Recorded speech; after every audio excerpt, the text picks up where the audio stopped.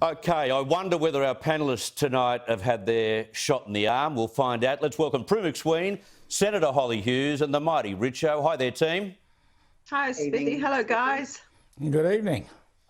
Ladies, gent, where are we up to? Let's start with you, Richo. Where are you up to in terms of jabbing? Booked in for next week. First one. Yep. OK. Holly? I don't go out. I just sit here. But I'm booked in next week. OK. Holly? Oh, I've had both Pfizers, so I'm well and truly covered now. I'm 10 or so days past my second dose of Pfizer. Right. Being Prue? the young one on the panel. Well, I've had my first Astra. I'm due for my next one in about 3 weeks, Smithy, so I'm feeling very confident. All right. Any of you have terrible side effects? No. Nothing. OK. A little bit tired, but then again, I have 3 kids and, it's just that. And you work 14 hours a day. Listen, just on the current lockdown in New South Wales, I was interested in an article I saw in the Herald today. Former ABC radio announcer John Fain has had another dig. Gladys is the Teflon-coated premier who enjoys protected status from the PM, shock jocks and the usually rabid local Murdoch tabloid media. He obviously doesn't watch some of these press conferences. Do you think she deserves outright condemnation, Richard? No, I think Berejiklian and handled this pretty well. So I might be on the other side of politics, but I'm capable of acknowledging a good performance from the other side. And I think it's very hard to say she hasn't done well. Holly? There's something in the water down in Victoria. They're just so bitter and twisted in the way they're rooting for Sydney to go into extended lockdown. They want everything to go totally pear-shaped. It's just, it's bizarre. They seem to have this Danistan, I stand with Dan mentality. And because, it didn't go so well for them in the beginning, they want everyone else to suffer. Gladys is managing this in the same calm and methodical way that she's managed it to date. You can see in the press conferences how she is, trying to encourage people to stay at home and do the right thing and to get on top of this as quickly as possible. Obviously, the Delta strain is a little bit more virulent, but we are seeing that most of these contacts are coming within the household. Yeah. And they are with people that are unvaccinated. So the stay-at-home message is so important, and to stay in your own home, not go visit the aunts, the uncles, the cousins in those extended families, and keep it within your household. Because I think in particular Gladys has been making the point around sort of COVID guilt in the fact that you can possibly pass it on to those nearest and dearest to you if you don't stay at home and you go out venturing not only within the community but to your extended family. Yeah.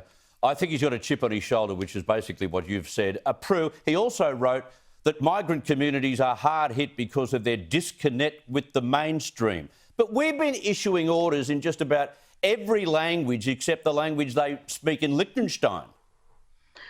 Well, it's not as if they don't know, and I'm sure that the community leaders, who I understand the government's been talking to, are trying to get the message out. The problem is it is a cultural thing in that a lot of families from other countries are very, very close to their parents and their grandparents. Yes. And they show their love by going to check on them, to take them food.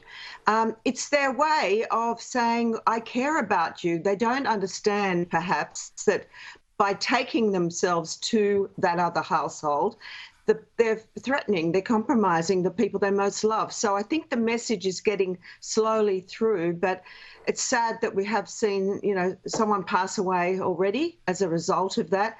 And I think that the grim statistics that Gladys has been announcing, where most of the cases are from close family contacts that have passed it on to their loved ones, hopefully that will sink in. Yeah, it's one thing to expect that you might get it from a stranger, but given the fact that we are closer to our family, we physically are closer, we're tactile with family members, that's an obvious way of being able to, transmit or contract the virus a lot easier. I mentioned COVID fatigue, team, a little bit earlier in the program. We're all about to snap like poor Kerry Chant's glasses today. Did you see this? Have a look at this. They just wore out or something. Is that what happened to them? I don't know. Holly, did you see that? I did see it, and then I think I also saw a tweet from Specsavers offering to give us some assistance, darling, because I'm not sure she's going to have time to go and have a check-up and get new glasses I reckon, all made up for her. She's probably been giving them a 24/7 Well, workout. I just hope they weren't $9.99 ones from the pharmacy. Richard? Well, hopefully they were, and they're easy to replace. I hope that the government chips in and buys the new pair for her. I've got to tell you, she has been an absolute star over the course of the last month. She is terrific, Yeah. and whatever we're paying is not enough. Yeah, working some incredible hours, as Brad Hazzard keeps pointing out. Defence Minister Peter Dutton wants to have a national day to recall our efforts in the Middle East, especially by the ADF, of course. It's a bit of an up yours to the top brass, given what has occurred recently and the negativity that's been dished out on the SAS. Prue, what are your thoughts on a national day recognising our military efforts in the Middle East? Look, I haven't got a problem with it, but my problem is more with the fact that we're we're dragging the chain with helping these interpreters, and we have about 1,400 we've allowed in, but there's a hell of a lot more that are really in jeopardy there, and it just worries me that we've lost 41 of our soldiers, and they've been there for 20 years, something like that. And what have we really achieved? I just worry that, was it worth it? I don't know. At the time, it was 9/11. Everybody was so concerned about terrorism. But really, it was a battle we've walked away from now. The Taliban are already taking over. So if I was one of those blokes or Sheilas who were over there, I'd be thinking, gosh, what was it all for? The families of the 41 who were lost, what was it all for? Yeah, it's a fair question. Holly, I just wonder whether Dutton is really ruffling some feathers as the new Defence Minister here, because I noticed during the week the former Army Chief, Peter Lay, made an offhanded comment about not politicising the military. Now, he was referring to the fact that the Prime Minister has employed a senior military man to run the rollout. But I get a sense, though, that this was a backhander at the new Defence Minister. What's your call? Look, I don't know whether it was a backhanded to Dutton at all. I found it a strange comment to make, because General Frewen obviously has extremely good knowledge when it comes to, and skills and expertise when it comes to logistical exercises. And if we come back to military actions like Afghanistan, being able to logistically manage those is critically important. And this is what this vaccine rollout is a massive logistical exercise. And by having someone with those skills to be able to manage that is absolutely an appropriate thing to do. General Frewen is not making policy. He's not commenting on policy. He's managing the logistical side of the exercise.